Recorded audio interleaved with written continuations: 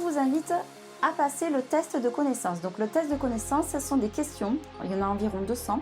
Ce sont des questions qui reposent sur tous les modules que vous avez vus. C'est vraiment pour tester vos connaissances.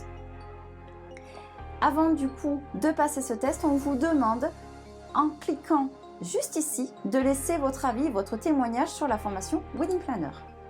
Vous voyez, quand vous cliquez ici, vous arrivez directement sur un Google Form qui vous demande du coup votre avis sur cette formation. Ensuite, dans la partie 2, vous n'aurez plus qu'à passer le test de Wedding Planner et commencer donc le QCM que vous trouvez ici.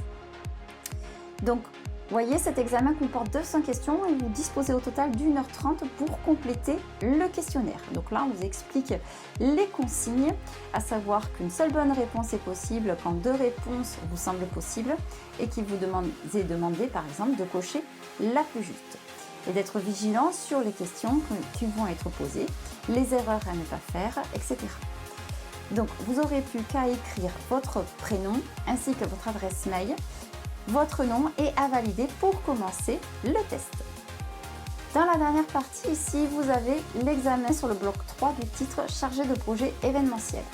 Donc, ici, on vous présente la certification. Qu'est-ce que c'est? Quel est l'objectif, si vous voulez, de cette certification? Vous avez du coup un PDF à télécharger qui sera à votre attention. Et juste en dessous, vous aurez les consignes et l'examen. Donc, vous aurez ici les consignes d'évaluation à télécharger et les études de cas. Vous aurez le choix entre 3 études de cas. À vous de choisir celle qui vous inspirera le plus pour que vous puissiez ensuite constituer votre dossier de mariage. Et vous avez ici la méthodologie pour constituer votre dossier de mariage rédaction pour que vous puissiez du coup soumettre ce dossier au certificateur et passer le grand oral.